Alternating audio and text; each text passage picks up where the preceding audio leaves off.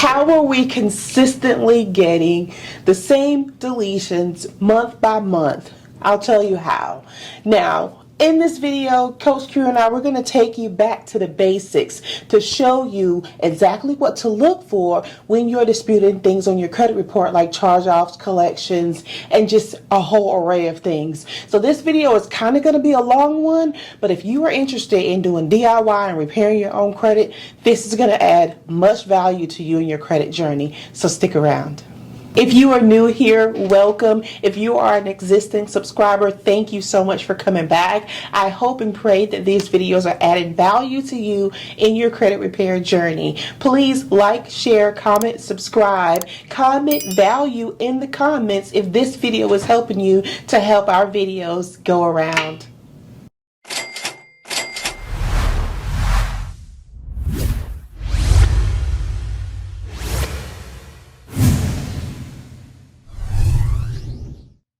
Welcome back to the channel, guys. If you're new to the channel, I'm Credit Coach Q. This is my lovely co-host, Miss Tina Talks Credit. Welcome back to the channel, Miss Tina. Guys, like I said in the beginning of the video, we're going to talk about credit disputes 101. So that is we're going to show you how to look for the inaccuracies, how to formulate your disputes, whether you want to do it online, mail them off, whether you want to fax it, whatever. We're going to give you a step-by-step breakdown on how to file disputes. So let's dive straight in. So I'm going to hand it over to Miss Tina. She's going to break down how to find inaccuracies when it comes to anything pertaining to your credit report. Because as we know, everything in your credit report has to be what? 100% accurate, 100% verifiable, and 100% timely.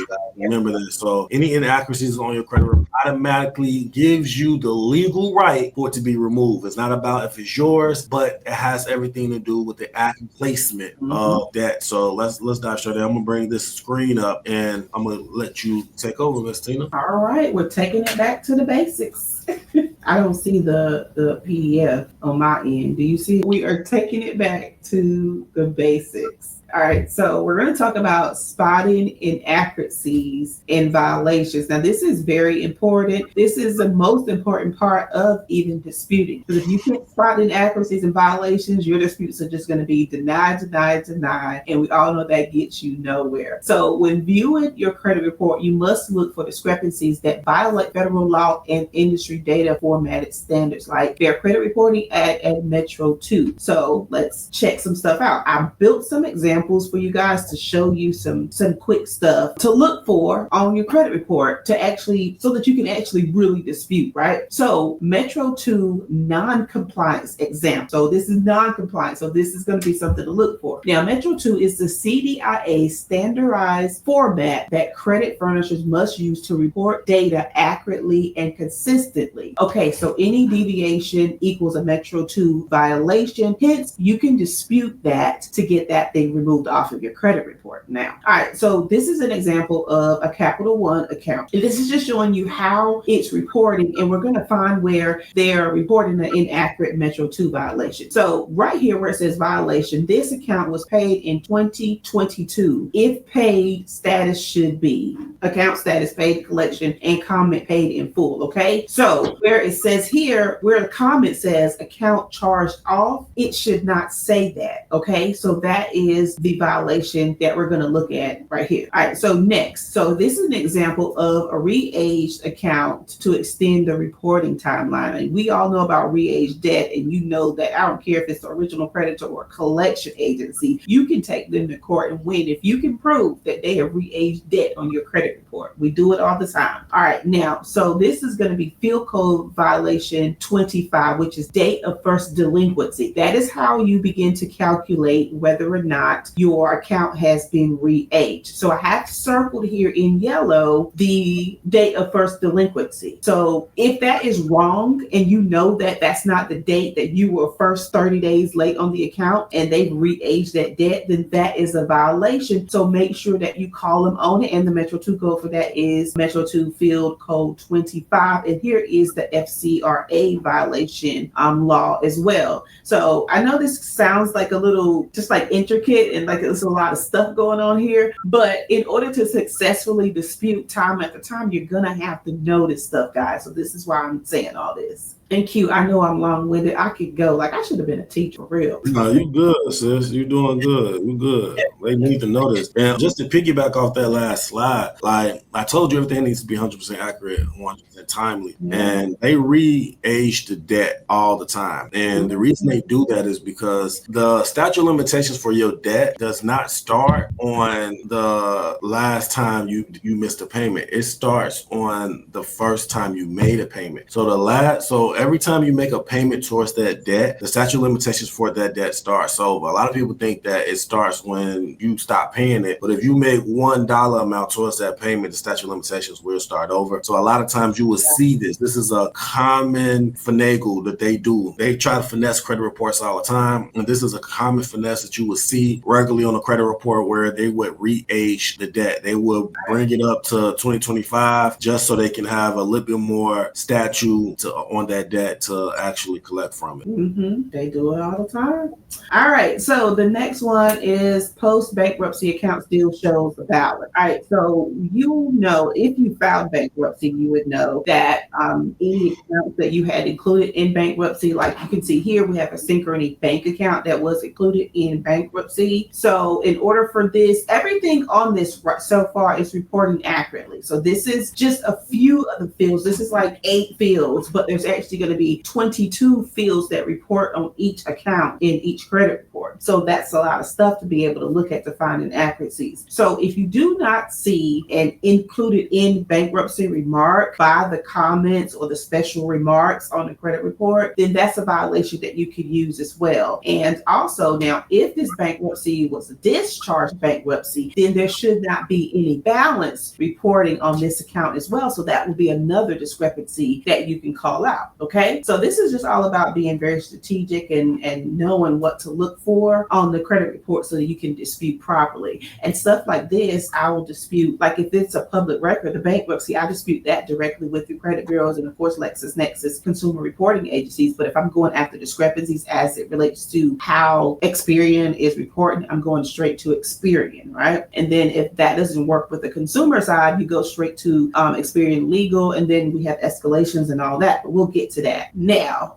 conflicting reporting between bureaus. I know if you've had some stuff going on your credit report, I know a lot of you can recognize with this right here. Now, have you ever seen a client that has, like for an example, 2 Navy Federal accounts like what we have here, and on one bureau it's reporting closed, paid in full, and the other one is reporting derogatory, like that did stuff there. So like one good thing that I do this all the time now, you'll go to annualcreditreport.com. Don't take a screenshot of your Credit Karma account or anything like that because they don't care about that. But if you get like the legit credit report from annualcreditreport.com or straight from Experian, TransUnion, or Equifax, and you just like send a PDF or a copy of that in with your report to say TransUnion, if they're reporting something inaccurate but Equifax doesn't have it, you can use that as a comparison or supporting documentations to support your claims. So same account reporting differently. This is the violation, the FCR violation that's here. So you just have to know those things and know kind of what to do with them. And in this case, a credit report comparison, compare it to the one that's actually reporting better, so you would take the TransUnion report and compare it with the Experian report and send them a copy of that and tell them that that is how it should be reported. You got it? And then if they don't comply with that, then of course you would take all of your supporting documentations and then you do escalation, right? Or legal. And you can even take them to court, like once you get proof that they haven't complied. That's what you want to do. All right. So now do you want me to keep going? Because I'll just rattle on through this. And like my husband said, you don't give me time to say nothing. I mean, it's up to you. I feel like, it's a lot of good information you give them, man, but it's really up to you. Yeah, it's up to you. I think that you're doing phenomenal. All right. So it's a couple of more anyway. All right. So failure to reinvestigate or notify. This is one that everybody gets, especially if you're a credit repair company. So have you ever sent out a dispute, guys? And like, let's say you do a CFPB escalation and they're getting it like right away, like the next day or something. And then in 3 days, they send it back that it's verified. And it's like, you get that email from Experian saying that it's verified. And it's like, no, you didn't do a proper investigation. So that is failure to perform a proper investigation. use that law, okay? Like use that law. And the way you use that law is just gather your supporting documentations.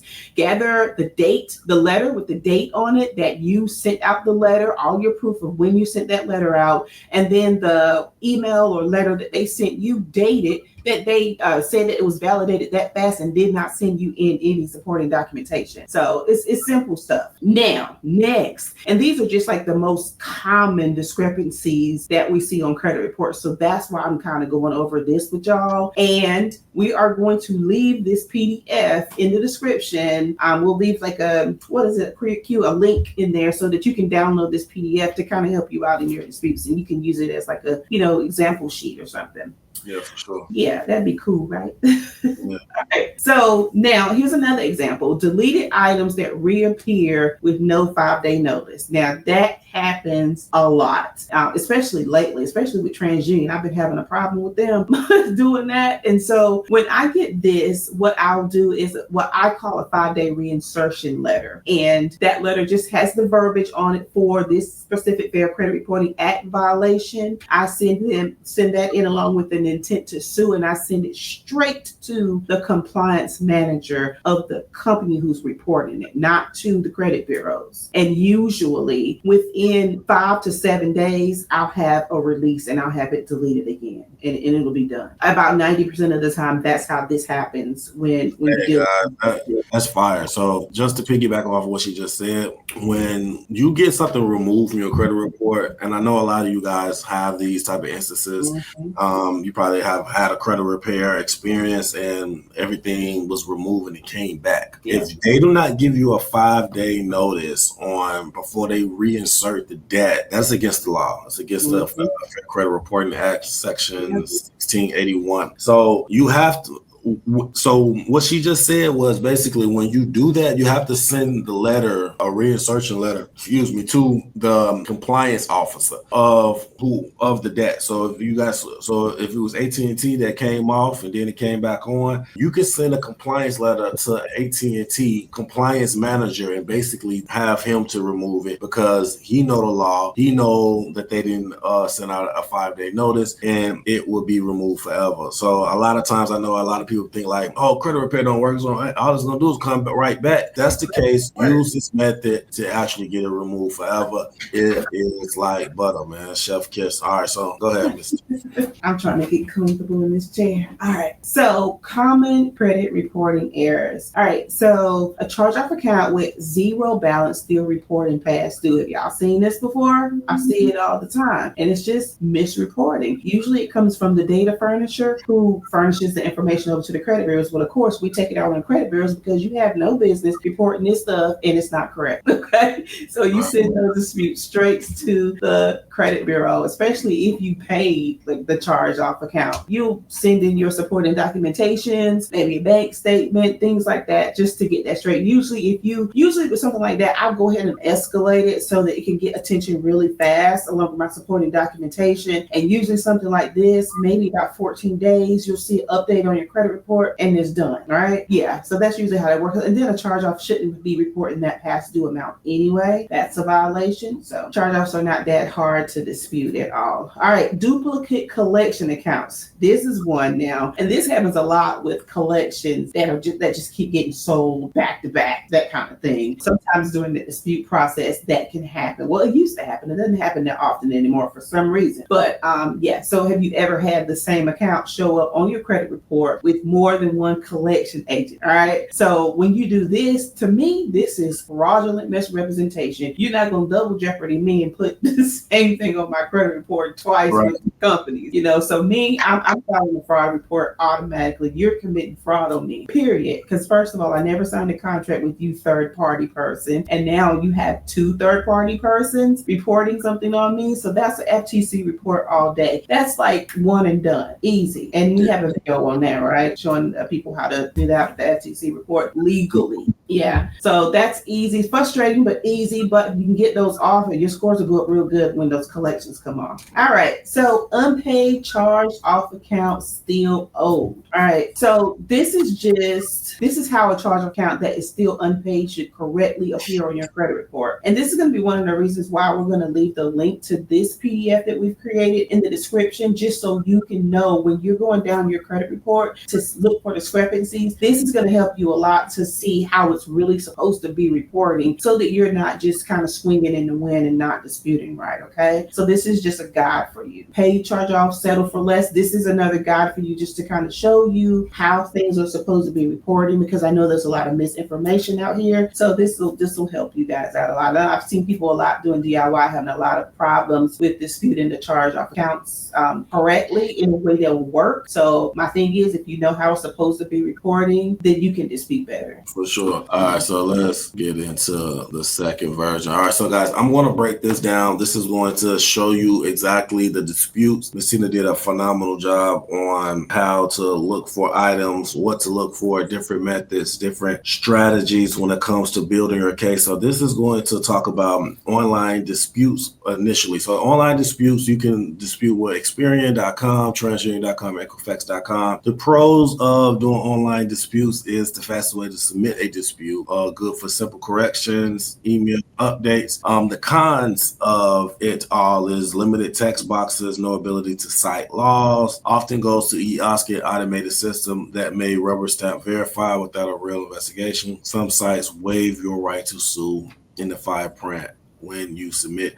So a lot of times when you submit a dispute online, inside the terms of agreements, before you click the submit button, it will be notation that you waive the right to sue them for an improper investigation. And like, that is the whole point of the dispute. The whole point of the dispute, so you can get a fair investigation ran until your account or whatever debt that you have on your credit report. And a lot of times it just don't work, guys. I don't recommend filing online. Some people do. Some people come up with these different hacks and strategies, and sometimes it works, but most of the times it doesn't. Right. Not recommended for. I'm sorry. I just want to say this about doing online. Now, I don't just go straight online to these TransUnion, Equifax, or Experience websites to dispute. I think that's always been a no-no for me. But what you can do, which is cool that Experian has this, is where you can do Experian uploads to upload supporting documentation